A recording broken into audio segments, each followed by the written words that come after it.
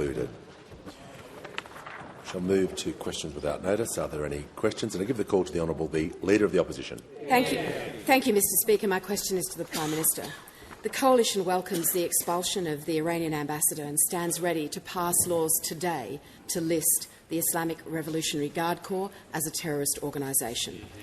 We called on the government to expel the ambassador last year and demanded the IRGC be listed as a terrorist organisation more than 2 years ago. Since then, the Iranian regime has sponsored attacks on Australian soil. Prime Minister, why didn't you act sooner when the warnings were so clear and the risks so grave? The call to the Prime Minister. The bipartisanship that, to quote yesterday, we offer unequivocal bipartisan support to what is the response of the government. And the statement, I want to make it abundantly clear on behalf of the Coalition that while we sit opposite from the government in this chamber, we are entirely united behind the measures announced. Hasn't lasted that long. One of the things that we have to do, one of the things that we... Order. Well, the member for Canning did an interview this morning The member for Gippsland, where he was asked, why didn't the Coalition list it during its time in government? The member for Canning responded, that's a good question. I was the chair of the Intelligence Committee. I was always keen to list it. That's for whoever was in government then to explain. To be very clear, he's talking about the then Attorney-General and the then leadership under the various ministers that were there in office. He then went on to say, did another interview as well yesterday, that was today, yesterday he said, I think we should have listed the IRGC sooner, but I understand that our intelligence agencies had to stack it all up and do so in a forensic matter. Mr Speaker, we take these issues very seriously. We listen to intelligence agencies. We don't try to second-guess them. We don't, as occurred with the caravan incident, we wait for the proper advice, we get proper briefings, and then we act on it. We act by taking the advice of ASIO, member for Fadden, as well as the Australian Federal Police. We got the advice on Monday morning and acted as soon as possible, given the need to get Australian personnel out of Tehran safely. The idea that there was any delay between Monday morning and Tuesday. Order. We're just going to stop the continual interjections, particularly on this matter. The Prime Minister is giving information to the House that I think all members wish to hear. Tuesday, when we acted to, for the first time in the post-war era, expel an ambassador, something that those opposite or previous Labor governments have not done in the entire post-war period. This is very serious and it deserves a serious response.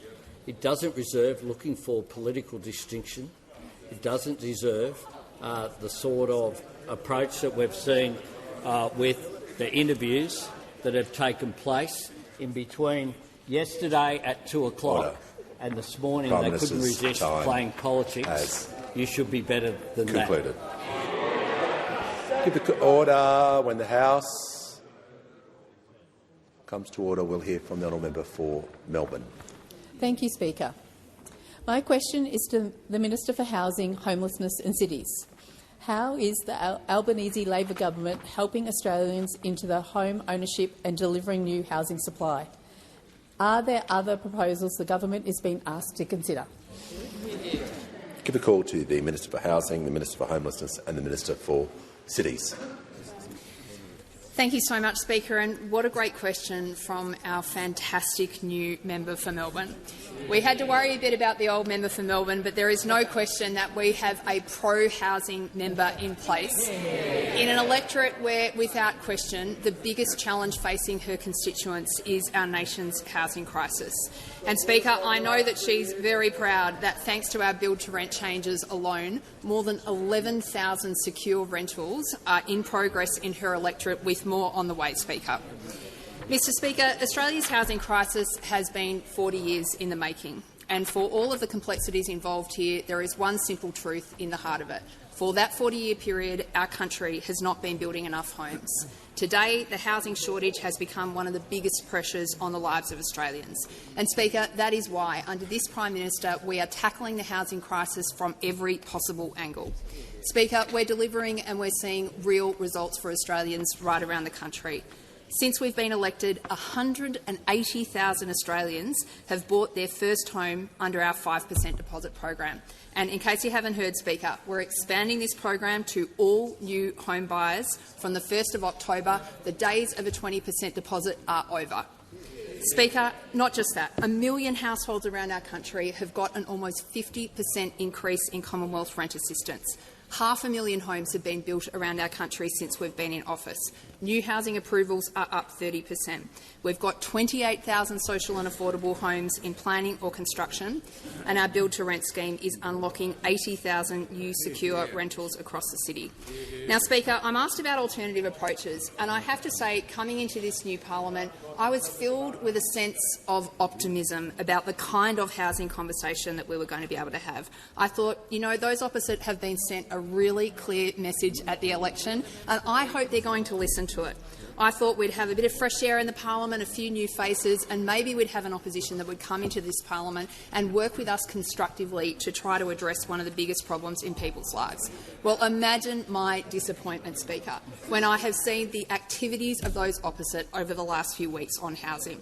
It wasn't enough, Speaker, that they spent a decade on these benches doing absolutely nothing about a crisis that was building before their very eyes. It wasn't enough, Speaker. It wasn't enough, Speaker, that over the last 3 years, those opposite have been consistently housing hypocrites, Speaker. Speaker, what we've seen those opposite do is complain daily in the media about what's going wrong, and then every time they've got the opportunity to do something about it, they came in and blocked and delayed action on housing. Now, Speaker, don't forget, they voted against the Housing Australia Future. They're at it again today in the Senate. We've got a clear plan. Build more homes, get renters a better deal, and get more Australians into home ownership. Call to the honourable member for Barara. Thank you, Mr Speaker. My question is to the Prime Minister. For over 2 years, the government's ignored warnings from the Persian community, the Jewish community and the coalition about Iran. Firebombings and terror were the result. For 2 months, the government has had the report of its own anti-Semitism envoy with actions to protect not just the Jewish community but all Australians, but has done nothing. Why is it when it comes to taking these threats seriously, this government is always playing catch-up? Call to the Prime Minister. The member, of course, who asked the question, has a record of standing up on racial issues across the board, including his support for Indigenous Australians. What we're seeing here, though, is a political response which is entirely inappropriate and entirely different from the leadership of the Jewish community that he raises. Indeed,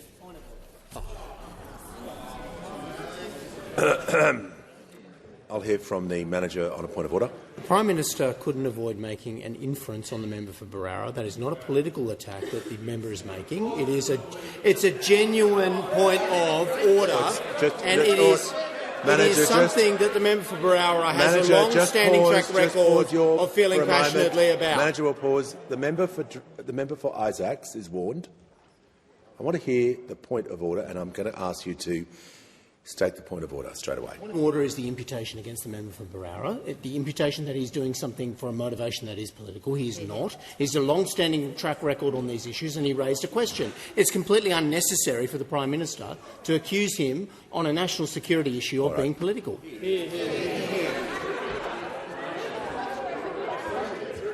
Order. Members on my right. The Prime Minister was asked a question from the member. He's responding to it. I'll make sure he's being directly relevant and following the standing orders, and he has the call. The member for Canning this morning went through the process when he was on the appropriate committee, the chair of the Intelligence Committee when the former government was in office.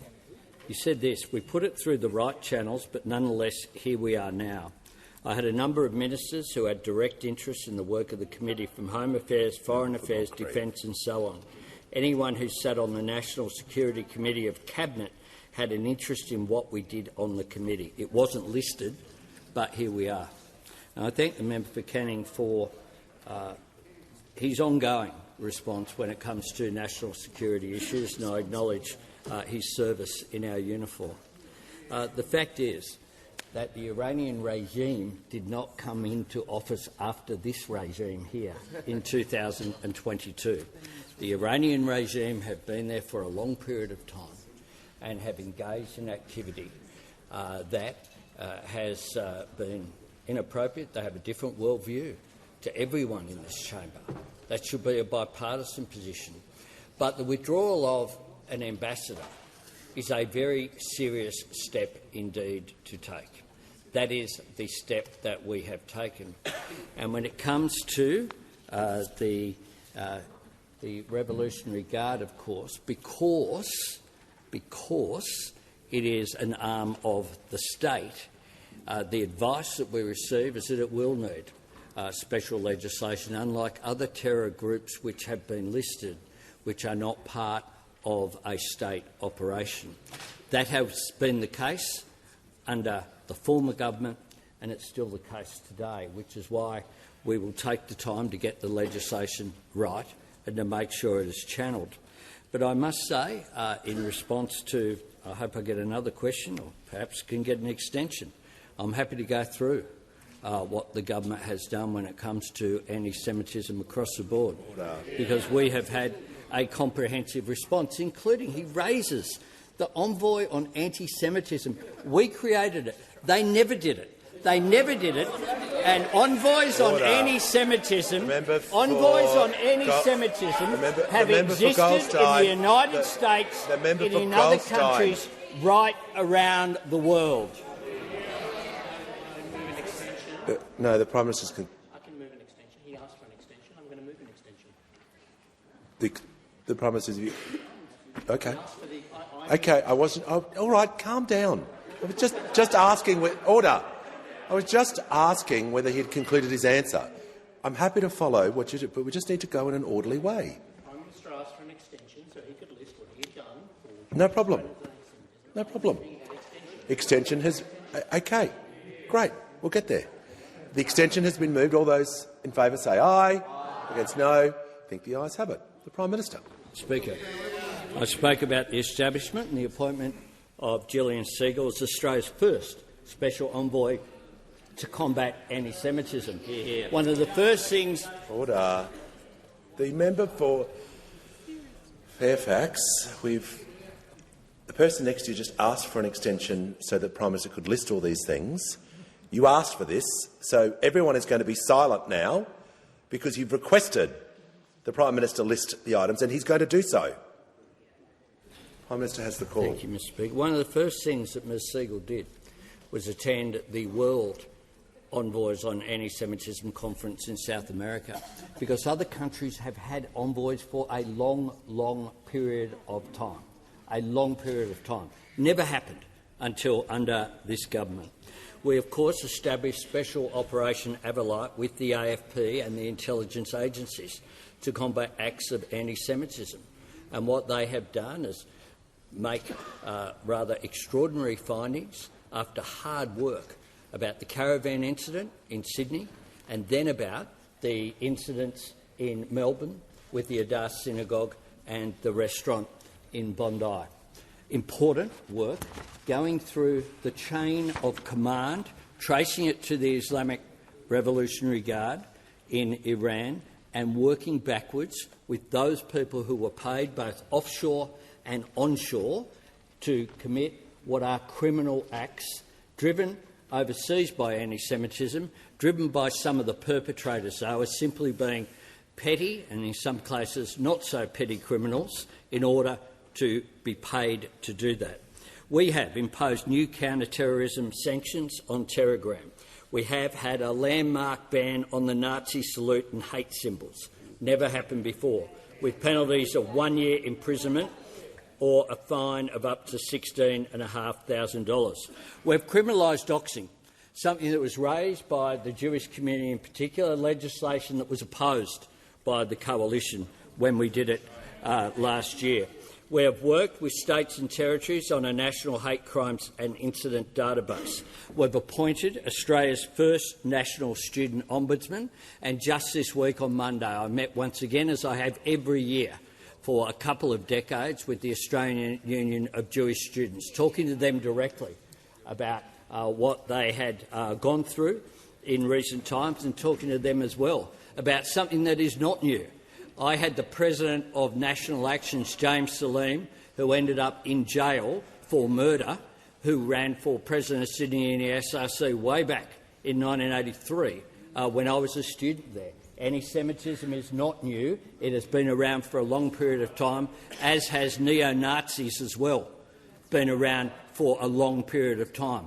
And ASIO have warned about the rise of hard right extremism, and of course we see tragically in recent times, we'll have more to say when the police are able to confirm issues, and we await those announcements before we raise them in the House. We also, in the weeks following the 7th of October terrorist attack, we committed $25 million for improved safety and security at Jewish sites across the country, including schools. We added to that, within 24 hours of being requested, $32.5 million for security measures for schools and synagogues. We passed legislation to criminalise hate speech. We provided $250,000 towards the replacement and restoration of Torah scrolls in the Adass Israel Synagogue, $1.2 million for security upgrades to current buildings, and $30 million to restore the synagogue and community centre. And I was the first Prime Minister to visit the school there at Adass Israel. We provided $8.5 million to upgrade the Sydney Jewish Museum, where I went with the member for Wentworth, with funding to also go towards the Centre of Jewish Life and Tolerance. We announced $100 million for countering violent extremism. We provided an additional $4 million to expand the social cohesion work of Together for Humanity in schools. We provided $4.4 million to establish the National Holocaust Education Centre here in Canberra. Now, this will be accessible to the more than 160,000 school students who visit Canberra each year. I myself was able to welcome Enfield Public School here about an hour ago. They might be in the gallery somewhere during question time. It is important that when people visit the centre here, just like they visit the National Gallery or the National Museum, the Australian War Memorial, part of that itinerary for young Australians as a part of raising the issue of anti-Semitism, of education, we will do. We committed $18 million to the Jewish Arts Quarter in Melbourne. I'm asked also in the original question as well about the response of the Jewish community. Jewish community, Jeremy Liebler from the Zionist Federation of Australia. The government's actions today send a powerful and principled message that terrorism, foreign interference and hate have no place in Australia. AJAC, the Australia, Israel and Jewish Affairs Council. The government has acted promptly and appropriately in response to ASIO's confirmation of this Iranian aggression against Australia. The New South Wales Jewish Board of Deputies. The government has taken the right and appropriate steps in prescribing the IRGC and expelling Iranian diplomats based in Australia. The Iranian community as well. Aussiran, we welcome the Australian government's decision to expel the ambassador of the Islamic Republic of Iran following ASIO's confirmation of the regime's direct involvement in attacks on Australian soil. The Australian Iranian Community Organisation. We commend Prime Minister Anthony Albanese and his government for their clear and resolute actions. By taking this courageous stand, Australia is not only safeguarding its own national security, but also upholding justice, diversity and the protection of all its citizens, regardless of faith or heritage. Mr Speaker, we on this side of the House, and I would hope across the parliament, understand that there are times when the nation should just come together. I would have thought that yesterday was one of those times, and it was. It's a pity it hasn't lasted till today. Before I call the member for Reid, I'd like to do some acknowledgements for the House.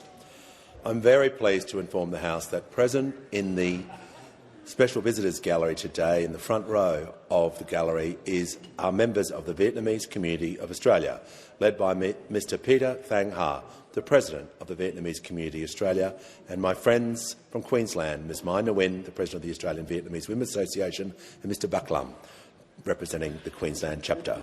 They are all here for a very special event tonight in recognition of 50 years of Vietnamese settlement in Australia. Welcome to you all.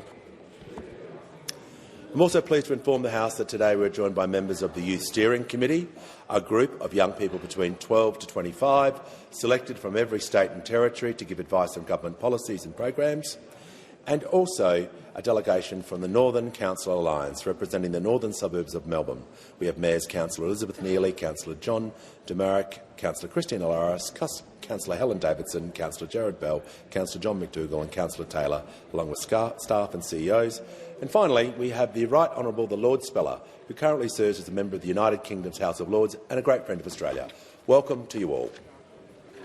We give the call to the member for Reid. My question is to the Treasurer. What do today's monthly inflation numbers say about the housing market? Why is the government's housing plan so important, and how does it contrast with other proposals? The call to the Treasurer. Thanks, Mr Speaker. Can I salute the influential role that the member for Reid plays in the delivery of our cost of living assistance and also our housing policy as well. Mr Speaker, new figures from the Australian Bureau of Statistics today showed that headline and underlying inflation ticked up in July, but they were still well within the Reserve Bank's target band. This makes it the 8th month in a row that headline inflation and underlying inflation have come in either within or below the Reserve Bank's target range.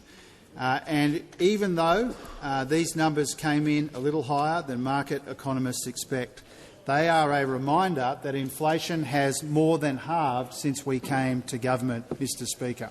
When we came to office, those opposite had left us monthly inflation at 6.1% and absolutely galloping. It's come down substantially under this government, and interest rates have come down 3 times as a consequence of that. Now, as I've said before, as the Reserve Bank Governor said, I think I said it during question time this week, Mr Speaker, we know that the monthly inflation figures can jump around a bit. They're less reliable than the quarterly figures. They don't compare the same basket of goods and services from month to month, Mr Speaker. And in this case, the volatile and one-off factors include the timing of the energy rebates. But underneath the headline figures today, Mr Speaker, there was some very encouraging signs on housing. Rental growth was lower because of our boost to Commonwealth rent assistance. Rents rose 3.9% in the year to July. That's still too high, but it would have been 5.1% were it not for the changes that we are delivering to rent assistance.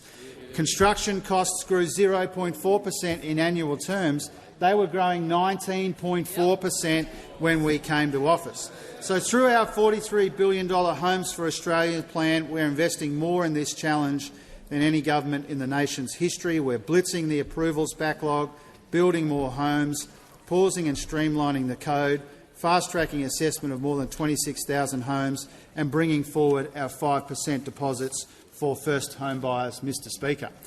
Now, we now know, though, in the Senate that those opposite are going to try and disallow our build-to-rent reforms that the industry thinks will deliver 80,000 new homes, Mr Speaker.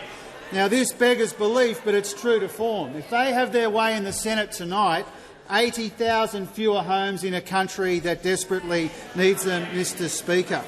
Now, they wasted a decade and we're trying to make up for lost time. We put to the people at the election more homes and smaller deposits, those opposite fewer homes and higher prices, Mr Speaker, and their madness in the Senate shows that they have not learned a thing, they have not changed a bit. All they have is the same nasty negativity that Australians rejected in May, and that will cost our country tens of thousands of homes. The call to the member for Ryan. The question is to the Prime Minister. The Australian Council of Trade Unions recently called on the government to implement a 4-day working week. Studies have shown that this boosts the health and happiness of workers and significantly boosts businesses' productivity. When will the government commit to a national plan for a 4-day work week with no loss of pay? Order. There's far too much noise when that member was asking the question. She's entitled to ask a question like anyone else. So we do not need the commentary or laughing or guffawing. I'll give the call to the Minister. Thank you, Speaker. I'd like to thank the member for her question. And, of course, making sure that Australians have decent wages and conditions has been at the heart of what our government has done in our first term and continues to be what we focus on. Today, in fact, we have in the Senate our penalty rates bill to protect penalty rates, and it is disappointing that those opposite have been playing with delaying tactics in the Senate to stop allowing those workers to get the protections they deserve. But, of course, when it comes to flexibility at work, our government put through laws in the last term that do allow workers to request flexibility at work, whether that's in the location of where they work or indeed how they might have a span of hours, such as compacted work weeks. We believe that we need a strong safety net in this country, but of course there is flexibility for workers and unions as well as employers to get together to organise what works for them. So we will continue to make sure that the protections are in place within the laws, but importantly encourage enterprise bargaining where many of these conditions are put into place. Now, I might say that one of the key things that our government wanted to achieve is to ensure that there was more enterprise bargaining in this country. Of course, it fell to a record low under those opposite. I am very, very pleased to report to the House that as of today there are more workers covered by enterprise bargaining than ever in the history since enterprise bargaining was first introduced, and that is because we have been absolutely focused on getting workers and their unions back to the bargaining table with employers to deliver better wages and better conditions. Call to the honourable member for Petrie. Thank you, Mr Speaker. My question is to the Prime Minister. How is the Albanese Labor government delivering on its commitment to help Australians in the cities and the regions into secure housing, and are there any risks? Call to the Prime Minister. I thank the member for Petrie for her question and congratulate her on her election, her first speech, and on welcoming me to North Lakes, where we had good discussions with locals around the shopping centre there over a period of time, and they certainly were very keen on our housing policies, because that is a growing area of Queensland, a beautiful area of Queensland, now serviced by a train line, first promised in 1895 but delivered as a result of our former government's response. Now, today in Parliament, Minister O'Neill has formally fast-tracked our 5% deposit plan for first home buyers to start from the 1st of October this year. Bring it forward so that every Australian who wants to buy a home of their own, whether they live in the city or the bush, can have the opportunity to do so. That includes at Wagga Wagga, where I was with, gave a lift to the member for Riverina this morning, and for the Bush Summit. Now, the average first home buyer in Wagga can save a 5% deposit in a couple of years, not the usual 9 years it would take to save 20%. The same first home buyer will save $27,000 in mortgage insurance, making an enormous difference. Thinking of the difference it will make to young people in the regions as well as in our suburbs. Now, unfortunately, the news hasn't been welcomed by everyone. The Coalition's housing spokesperson has had a lot to say about 5% deposits. He continues to say that it's about helping billionaires. The idea that billionaires are worried about whether it's a 5% or a 20% deposit for a $700,000 property is just bizarre. Sometimes they get all contorted just trying to find ways to say no, Mr Speaker, is what is going on here. But it's worse than that, of course, because now they're coming after renters. Senator Bragg has said that build-to-rent scheme is a massive conspiracy between Mr Chalmers, the unions and the big super funds to become perpetual landlords. Drum the spooky music background here. But he was beaten by Senator Roberts in the debate over there, who thinks build-to-rent is part of the World Economic Forum agenda. Conspiracy theory. I kid you not. These are the bedfellows of those opposite in trying to just oppose everything. It's like they're allergic to helping Australians into housing. They're allergic to trying to help renters. They haven't learned. They haven't changed. Their negativity is just getting stranger. Call to the Honourable the Leader of the Opposition. Thank you, Mr Speaker. My question is to the Prime Minister. In 2023, the Senate References Committee on Foreign Affairs, Defence and Trade recommended that the Australian government list the Islamic Revolutionary Guard Corps as a terrorist organisation. Prime Minister, why did your government take a deliberate decision to reject that recommendation 2 years ago? Give the call to the Prime Minister. Mr Speaker, on these issues, we take advice from the intelligence agencies. We go through our appropriate processes, including our National Security Committee. We look at the legislation which at the moment would not enable us to list, the legislation that we inherited as well from the former government.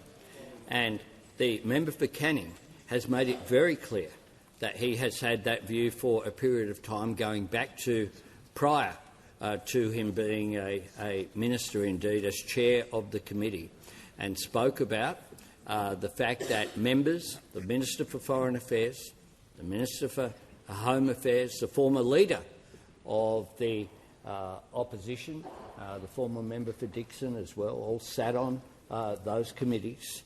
And this was a time where the chair of the Intelligence Committee, according to themselves, was recommending this. What we have done is take advice from the intelligence agencies. That came through on Monday. We had appropriate meetings and acted like adults in the national interest. That is what we will continue to do. Call to the honourable member for Hunter. Thank you, Mr Speaker. My question is to the Minister for Regional Development, Local Government and Territories. How is the Albanese Labor government improving access to housing for people in regional communities? And what are the contrasts between Labor's plan and other approaches? Give the call to the Minister for Emergency Management, the Minister for Regional Development, Local Government and Territories. Thank you, Mr Speaker. And I want to thank the member for Hunter for his question. He's an incredible track record of advocating for his community, particularly for affordable housing, so thank you for your work. People in regional Australia know that the Albanese Labor government has their back, and that's why people like the member for Hunter keep getting voted in. It's why we've now got the member for Bullwinkle, for Ballarat, for Bendigo. We've got regional members over here replacing many former regional members from that side. And I'm really proud to stand up for regional Australia, and I'm proud that our government has housing on the national agenda. The importance of home ownership for people in regional Australia has never been greater. And we are a government that is dedicated to building regional Australia's future. We're not going to pick favourites through colour-coded spreadsheets. Our government is focused on delivering right across the country. And this includes being able to buy a home for a 5% deposit. It'll be a game-changer across regional regional Australia. It will take years, Mr Speaker, years off the time it takes to save a deposit, helping more young people into that dream of home ownership. Whether you're in Branxton or in Bega, you'll be able to get into your own home faster. And on this side of the chamber, Mr Speaker, we have helped more than 38,000 people into home ownership through our regional home guarantee. That is 38,000 more people who are now able to afford to live in the towns that they've grown up in, the towns they work in and the towns they love. Mr Speaker, since taking office, the Albanese government has invested nearly 20 times more in crisis and transitional accommodation than the previous coalition did in 10 years. We're delivering practical solutions for people who need crisis accommodation. There are 42 projects underway across the country supporting housing in regional communities in the Blue Mountains and in Queanbeyan. And we are committed to delivering infrastructure across regional Australia too, which includes partnering with other levels of government to deliver the enabling infrastructure that regional communities need to deliver more homes. Our housing support program is providing millions to regional communities, $27 million to Marulan for their wastewater treatment plant to unlock 400 new homes, $45 million to deliver sewer and water infrastructure in Kempsey, including water treatment plants to unlock 430 homes, and $10 million for enabling infrastructure at Lake Wyangan to deliver 500 homes. Because on this side of the House we want to see more Aussies into homes in the regions that they want to live in.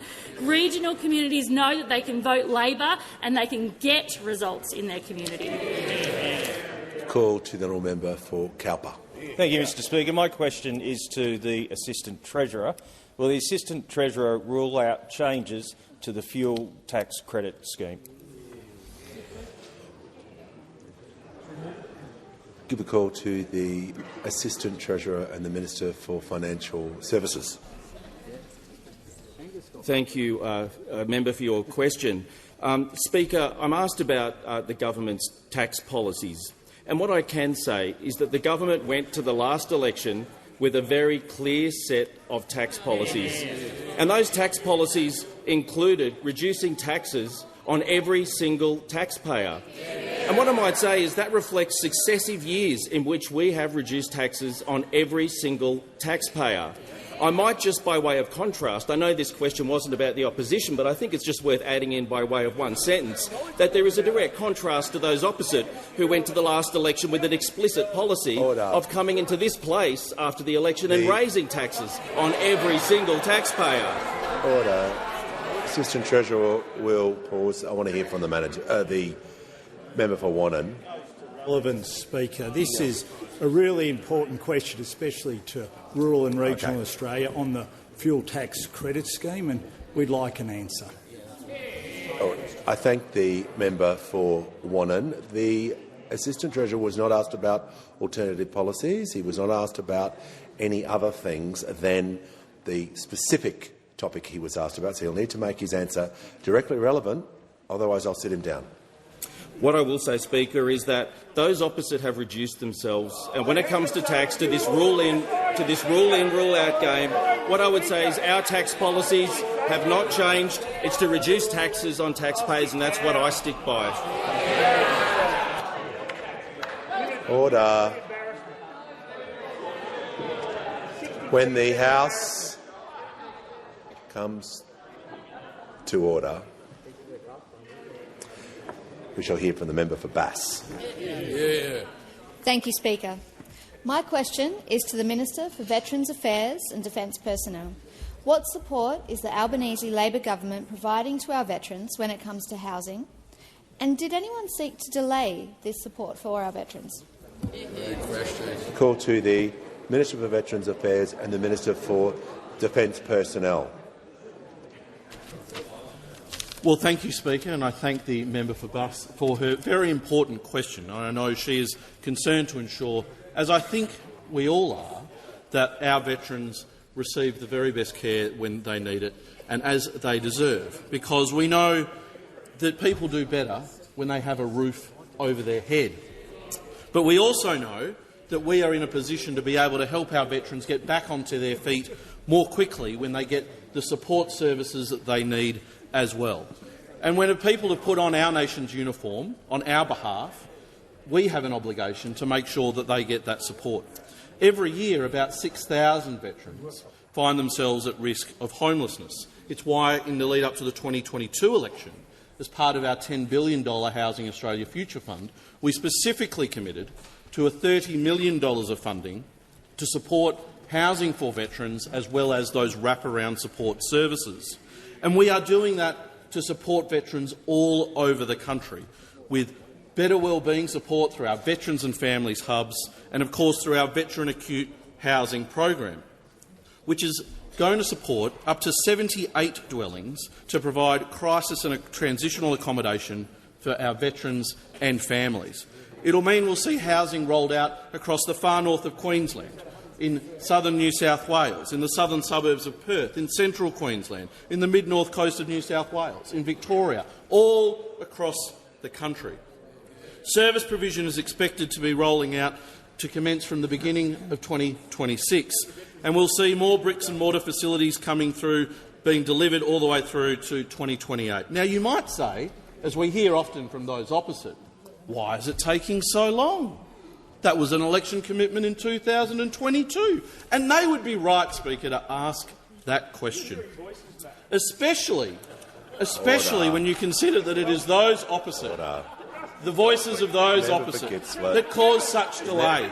Particularly, I think it's worth drawing to the Parliament's attention that we're rolling out veteran housing in support in the electorate of the Leader of the Opposition, in the electorate of Flynn, in the electorate of Cowper, and yet it's those people that were holding up the legislation that would enable us to deliver those support services. Just like they're holding up the build-to-rent scheme in the Senate right now. The opposition here has form when it comes to not delivering housing. We are going about delivering housing to support our veterans. We've got the funding going out the door finally after delay caused by you, Leader of the Opposition. You caused delay for veteran support in your electorate. If you want to raise it, you were to blame for the delay in that housing being provided. Order. I'm just going to remind ministers, particularly Minister, that, and it is becoming a little apparent to everyone that the term "you" is not the correct term to use when addressing through the chair. Call to the Deputy Leader of the Opposition. Thank you, Mr Speaker. My question goes to the Treasurer. Can the Treasurer explain to the House why electricity prices have jumped an extraordinary 13% over the past 12 months? Call to the Treasurer. Mr Speaker, I want to be really clear and say that the last person on earth that I will be lectured about energy prices is the member for Fairfax. The very last person on earth that I would be lectured on energy prices is the member for Fairfax.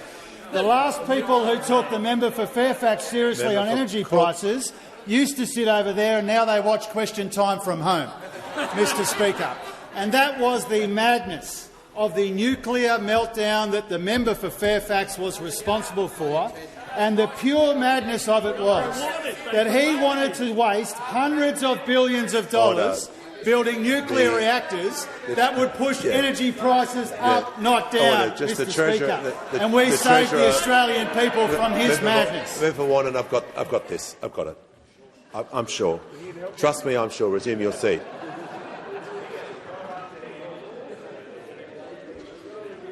The Treasurer wasn't asked about alternative energy sources, and but he was asked about prices. So just make sure he's relating his answer to the question was about prices, and he can talk about the energies, but not the opposition's policy.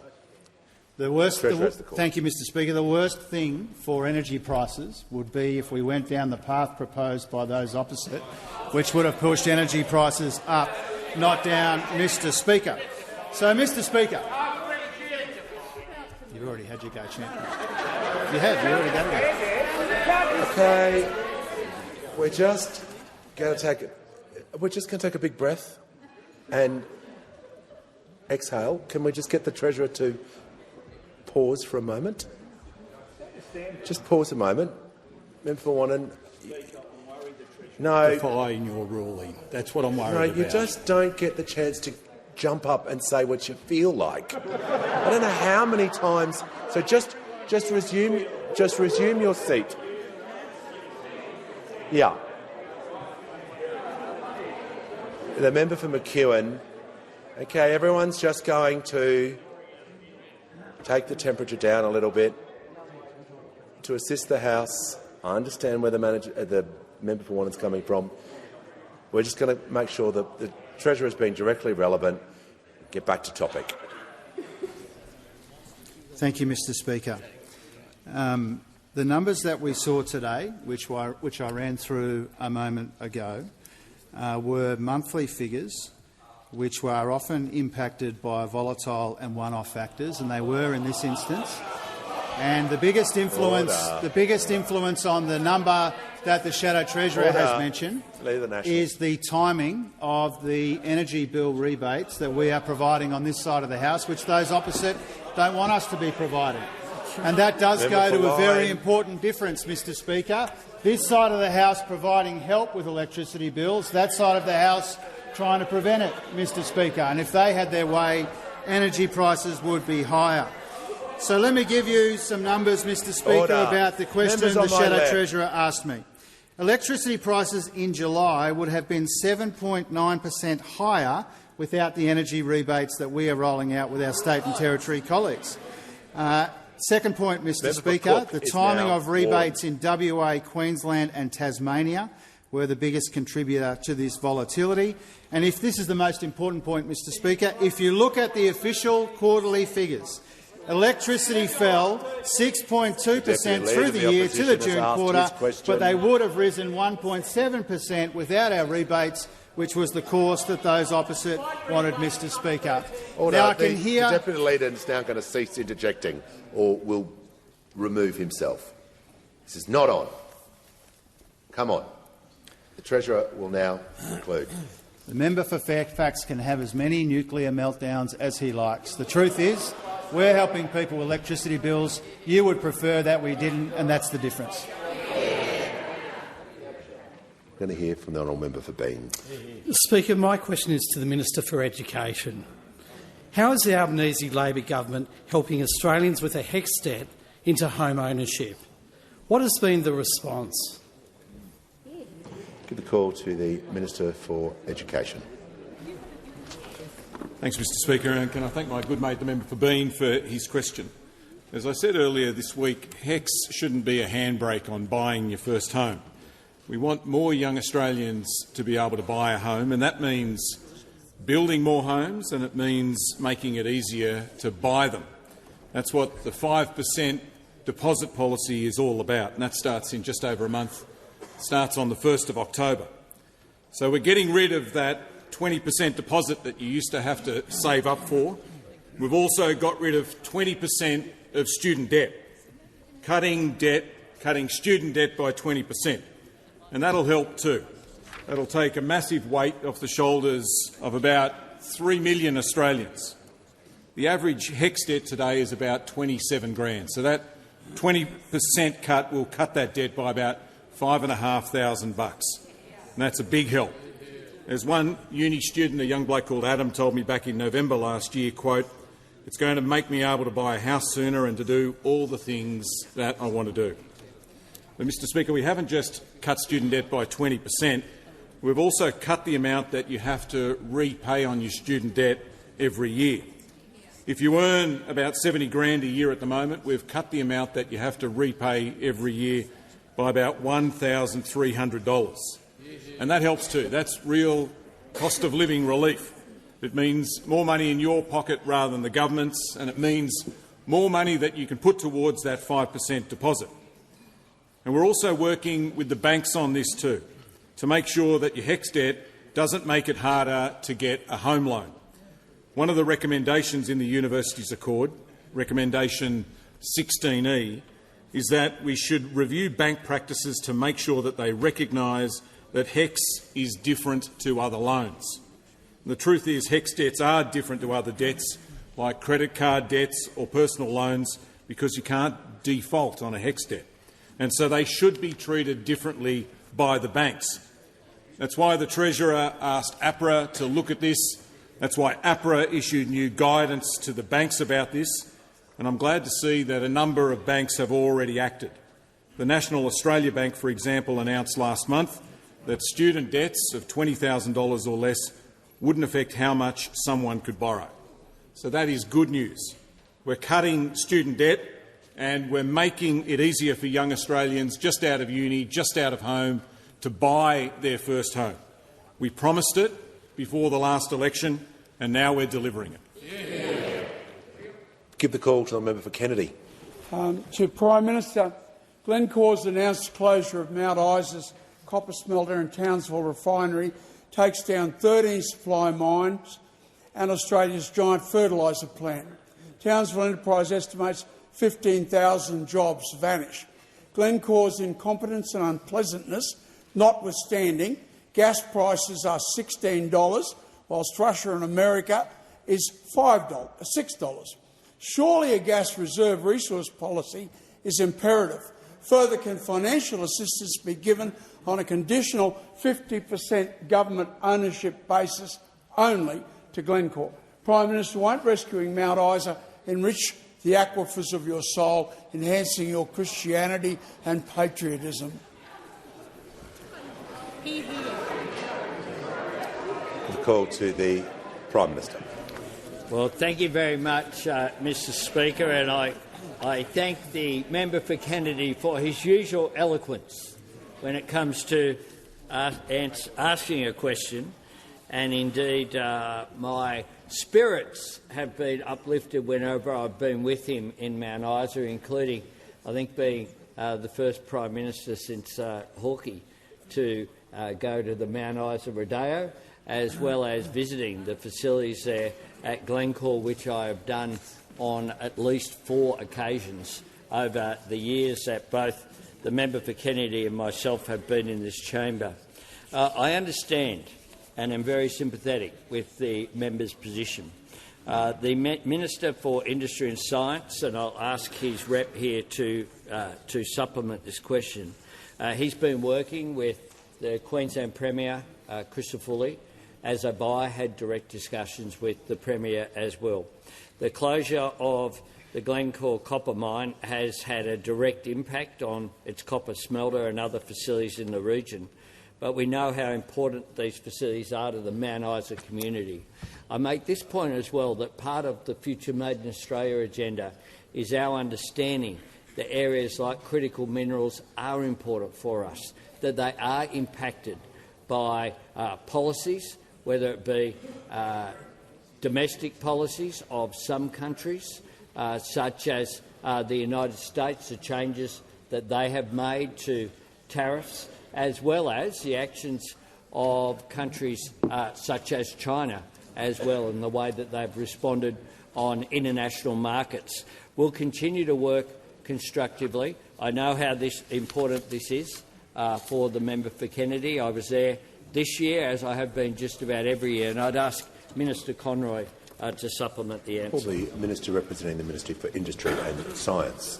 Thank you, Speaker, and I also applaud the member for Kennedy's long leadership on this issue. He's fighting very hard for his community, and as is the Keep Our Copper delegation.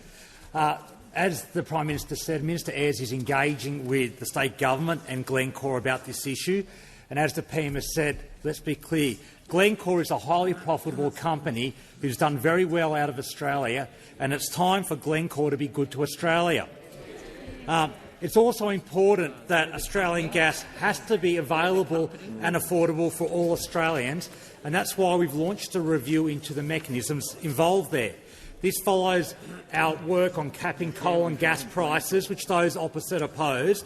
We'll focus on making gas more affordable for manufacturers so that Mount Isa has a strong future into the next few decades. Call to the honourable member for Banks. My question is to the Minister for Health, Ageing and the NDIS. How is the Albanese Labor government securing the future of the NDIS?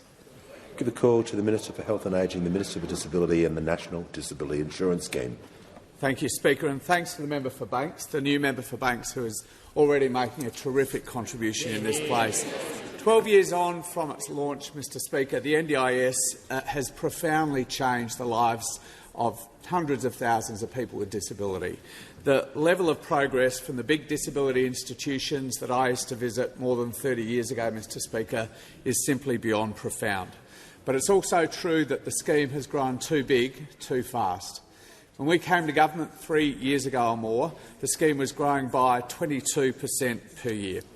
In part, that's because the NDIS simply doesn't have the integrity and discipline systems to ensure that every dollar is being spent effectively and efficiently. We need more discipline around pricing, for example, Mr Speaker, drawing on the experience of independent pricing in aged care and hospitals. We need better regulation of the providers who are delivering services and making substantial money.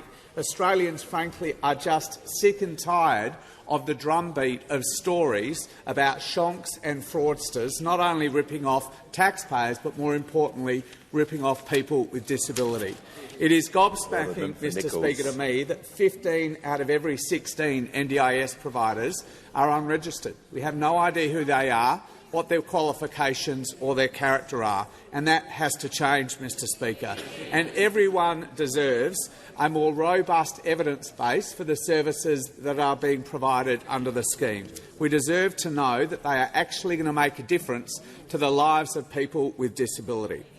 In part as well, though, Mr Speaker, that growth I talked about highlights the need to return to the scheme's original purpose, and that was providing support to people with significant and permanent disability.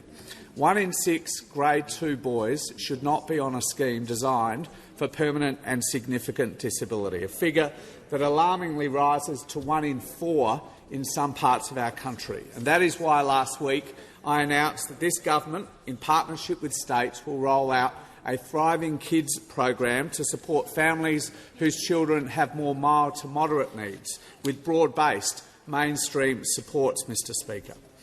Mr Speaker, we are on track to get that growth down from 22% to 8% by next year, and that will be a substantial achievement. But I also made the point last week, Mr Speaker, that going forward, 8% is not a sustainable growth rate for such a large social program.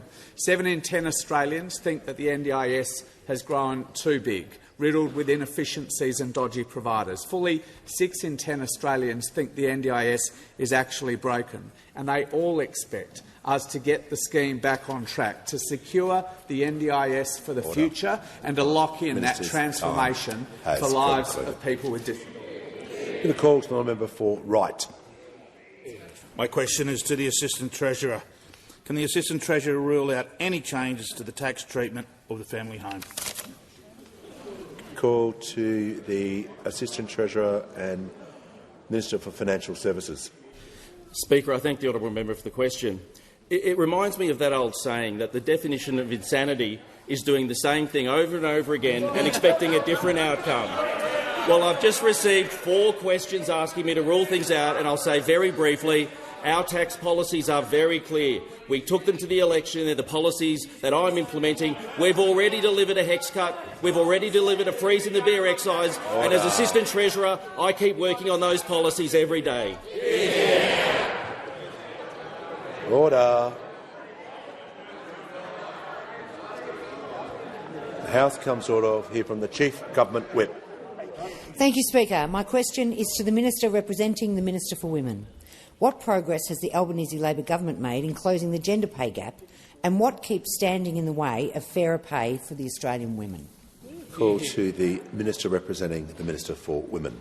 Thank you very much, Mr Speaker, and can I thank the member for Lawler for the question and her continued advocacy for women in her community and across the country, and in particular for her mentoring and friendship of so many women across here, and particularly her support of our fabulous new women that have come into this parliament. The Albanese government knows just how important women are to the future of this country, and with over half of our caucus women, we're committed to delivering for women and representing women. We are very proud to be taking real action in closing the gender pay gap, something those opposite talked about for nearly a decade but absolutely failed to deliver on. I am very proud to inform the House that under the Albanese Labor government, the gender pay gap has now fallen to its lowest level on record, 11.5%.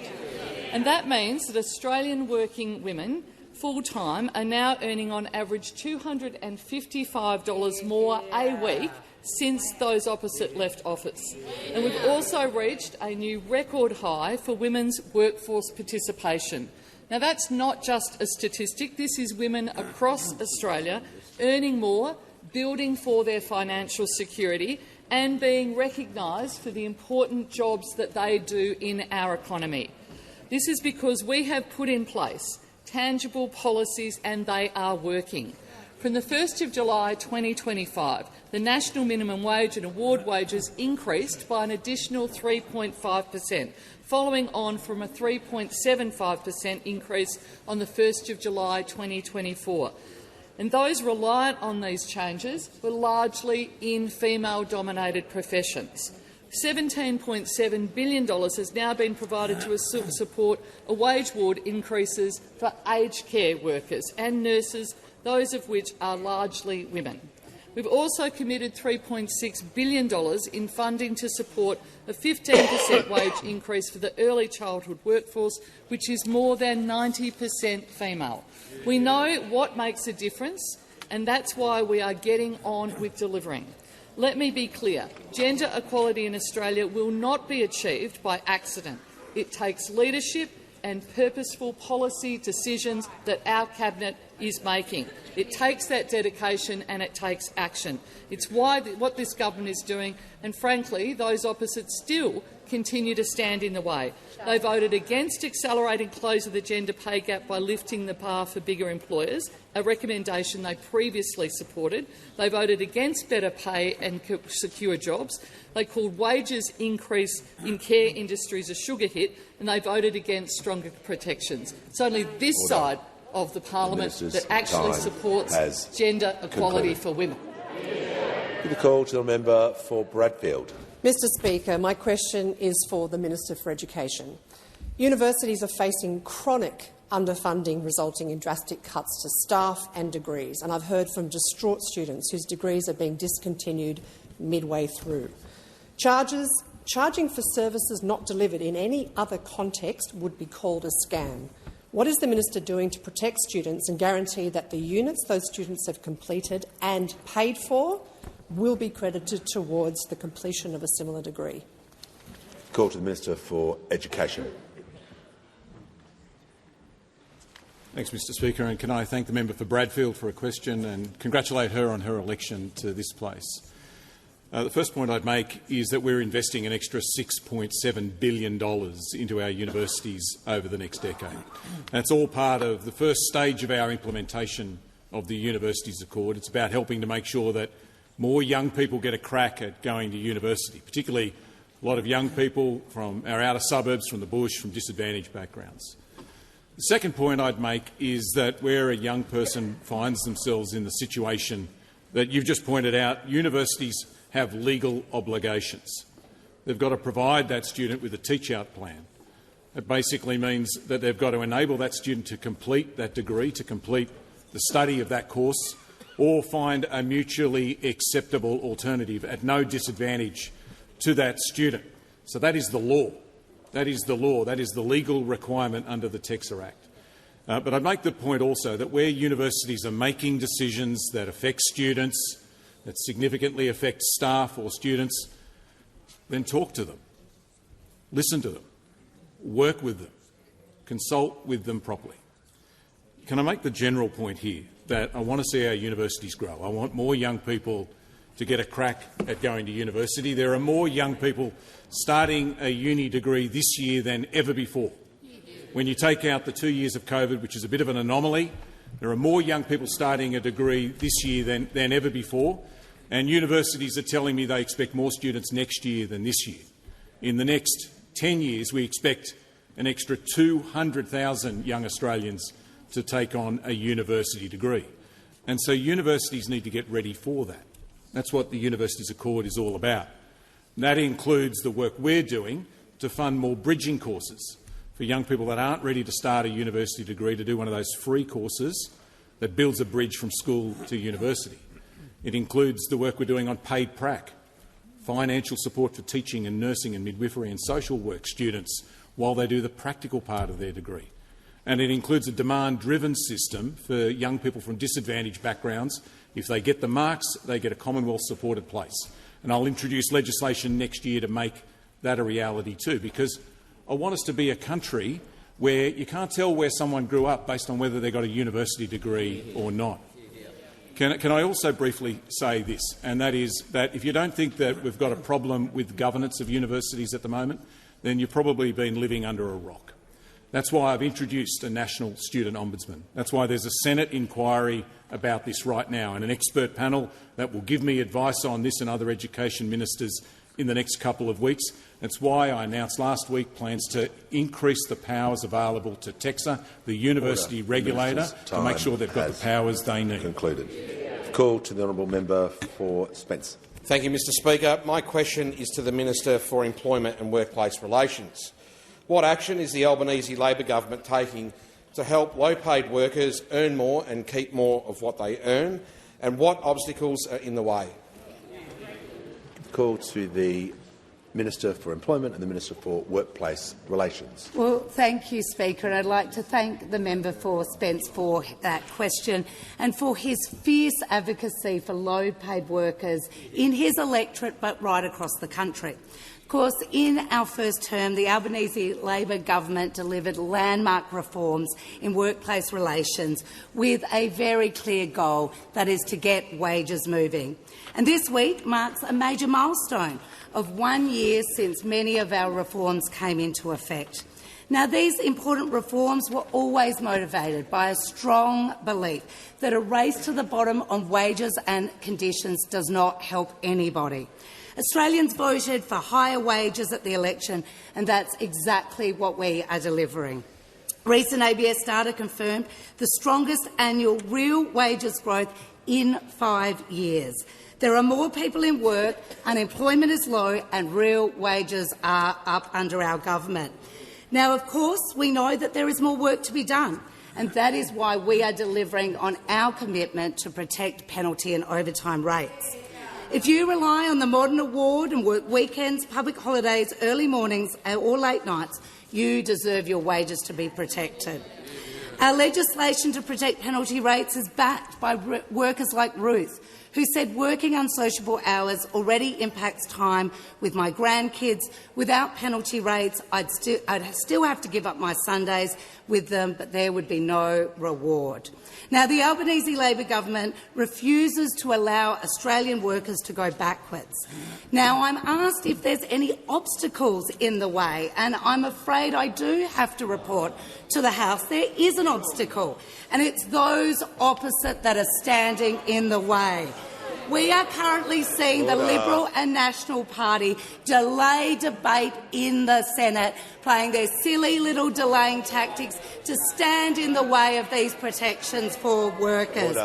And you might ask, why this delay? Why this delay? Well, in their heart of hearts, they have never believed in backing working Australians. It should come as a shock to no one that the Coalition has a terrible track record on backing Aussie workers. We all remember the deliberate design feature to suppress wages in this country under them. Well, of course, the Coalition needs to get out of the way. Let us get on with the job of delivering on our election commitment to protect Australian workers, to protect penalty rates and overtime. They need to get out of the way and let us get on with the job. Call to the member for Capricornia. Thank you, Mr Speaker. My question is to the Assistant Treasurer.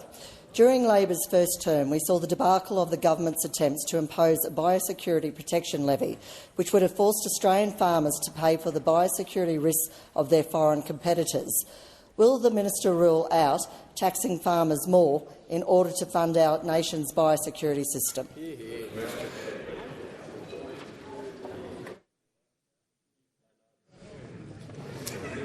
The first part of the question was a little out of order because he wasn't the minister responsible at that time, but the end part of the question, yeah, and the minister is not directly responsible, as I understand, for that order, but I'm going to allow the question and the minister has the call. Thank you, Speaker, and thank the honourable member for the question. What I can rule in is the government's tax policies. What I can rule in is tax cuts for all Australian taxpayers. What I can not just rule in but say has been passed is the HEX reduction. I can rule in the fact that we've frozen beer excises, and I can rule in the fact that I'll continue working for lower taxes for Australians every day. Order. Order. When the House comes to order, we'll hear from the honourable member for Sturt. Thank you, Speaker. My question is to the Minister for Climate Change and Energy. How are Australians acting to save on energy costs and reduce emissions? What policy proposals would block action? Call to the Minister for Climate Change and Energy. Well, thank you very much, Mr Speaker. The current member for Sturt is the best member Sturt's had in 50 years, Mr Speaker. And I'm very glad to get a question from her, and I'm very glad to tell the member for Sturt and the House that there is a milestone today. Order. Because as of today, 40,004 Australian households have installed a cheap home battery. And I'm happy to tell the House that South Australia has led the way, Mr Speaker. The member for Fairfax interjects. I'm not going to have a bad word said about the member for Fairfax, Mr Speaker. He's a role model for those behind him. If you come up with a toxically unpopular policy and fail to sell it to the Australian people, you too could be deputy leader of your party, Mr Speaker, I digress. Yesterday I told the House the member for Mayo leads the leaderboard in South Australia and Australia, and that remains the case. Order. But the people of Sturt have the second biggest take-up of chip-home batteries in South Australia and Australia as well, and the member for Booth becomes third in South Australia. Now, it's not just households, Mr Speaker. It's not just households, small businesses as well. Like the Salopian Inn in the McLaren Vale, which I visited a couple of weeks ago, a great South Australian institution, a wonderful restaurant, and they've installed a cheaper battery and they're saving on their bills and their emissions, and they are making sure that they are reducing their emissions as well. That is what the Salopian Inn, the McLaren Vale, is doing, and that's what small businesses and community groups around the country are doing, and they're embracing the Albanese government's policy. Now, the member asked me about alternatives, and this is particularly relevant in South Australia, because South Australians are taking this policy up. They have record renewable energy, and they're taking this policy up with great gusto. And it's also the South Australian Liberal Party, one of the Liberal parties, which has carried a motion to rescind net zero. They're providing pressure on the Leader of the Opposition. The South Australian Conference did that a couple of weeks ago. We've seen similar scenes to Western Australia where the state leader ruled it out. But this was moved by the Barker FEC, calling on the State Council to abolish calling on the Federal Parliamentary Liberal Party to abolish net zero. That was motion number 4. Motion number 5 was calling on the Federal Parliamentary Liberal Party to publicly recognise excess deaths from late 2021 to 2024, which are widely, the motion says, accepted to be due to experimental mRNA COVID-19 vaccinations. I mean, this is the modern Liberal Party. A big dose of climate denial, a big dose of anti-vaxxing, and they're ready to take on the challenges of modern Australia. The common theme is they don't like science, the modern Liberal Party, Mr Speaker. They don't like evidence. They don't like facts. They can't deal with the challenges of the modern world, which include climate change. It shows, Mr Speaker, they are just up to governing a modern Australia. Call to the member for McKellar. Thank you, Mr Speaker. My question is to the Minister for Health. I like science and I like facts. It's been over a year since the Standing Committee on Health, Aged Care and Sport made 23 recommendations following its inquiry into the state of diabetes mellitus in Australia, with obesity costing our health system around $12 billion a year, every year, and the rate of diabetes in Australia reaching crisis point. When will the government release its response to this inquiry and get on with the job of improving the health of Australians? Call to the Minister for Health and the Minister for the Disability and the NDIS. Thank you, Mr Speaker, and thank you to the member for Mackellar for the question, for the work that she has been doing on that important committee, and as I understand it will continue in this term on the committee chaired by the member for Macarthur and now deputy chaired by the member for Kooyong. That was a really impressive, ambitious report that I asked the committee to undertake because, as the member more than anyone in this place probably understands, this is one of the pressing public health challenges we have, driven in large part by poor diet, by rising levels of overweight and obesity. We're giving it very serious consideration. We'll provide a formal response in due course, but I do want to say, obviously, that we are responding to a number of those recommendations. In broad terms, a number of them go to food policy, and that is now being led by the terrific new Assistant Minister for Health, who has responsibility for that area, particularly in relation to food labelling. But also one of the recommendations from the report, as I recall, it goes to the dietary guidelines that we have in Australia that are being reviewed now by the NHMRC, as well as issues around marketing and advertising of unhealthy or junk food to children. And we have commissioned some work from, I think, the University of Wollongong to review that, and they are, I think, scheduled to deliver that work later this year. The report also contains a number of recommendations around access and affordability to cutting-edge technology and medicines. As you know, Mr Speaker, and as everyone here knows, we have now provided subsidised access to constant glucose monitoring, or CGM, for all 130,000 Australians living with type 1 diabetes. That has been an extraordinary advance for that group, but there are probably 10 times at least as many Australians who have type 2 diabetes. And a recommendation, a great debate through that inquiry, was whether those Australians might have, or some of those Australians at least, might have access to CGM. As the member probably knows, there are a couple of applications now before the Medical Services Advisory Committee to consider if and on what conditions access to CGM might be provided, subsidised through the MBS for type 2 diabetes patients. And I'm really looking forward to that advice. That, I think, is the appropriate next step in that phase. And also the inquiry dealt with the potentially revolutionary impact of GLP-1s, or often better known by their brand names of Ozempic, Mounjaro, Wegovy and such like. And I have asked the Pharmaceutical Benefits Advisory Committee to provide us with some specific advice about the ways in which those medicines might be rolled out in a manner that ensures social equity. I mean, they are available on private scripts now, but at quite a significant price. It may be $4,000 or $5,000 a year, which is well beyond the means of many communities of Australia, and I'm looking forward to that advice from PBAC. The call to the member for Werriwa. Thanks, Speaker. My question is to the Prime Minister. What measures have the government introduced to assist with the cost of living, and what obstacles has the government overcome to implement its agenda? The call to the Prime Minister. I thank the member for Werriwa for her question and for her fantastic work in South West Sydney. I was very proud to launch the member for Werriwa's re-election campaign, and a very successful campaign it was, based upon the cost of living assistance that we'd provided in our first term, but also committing to cost of living assistance in our second term. And from July 1 we have delivered a 3.5% pay rise for all minimum wage and award wage workers, taking the total increase under Labor to over $9,000. Those opposite, of course, never ever put in a submission saying that people should be looked after who are minimum wage workers. The super guarantee on the 1st of July rose to 12%. More energy bill relief kicked in. A $10,000 bonus for housing apprentices on top of their wages kicked in as well.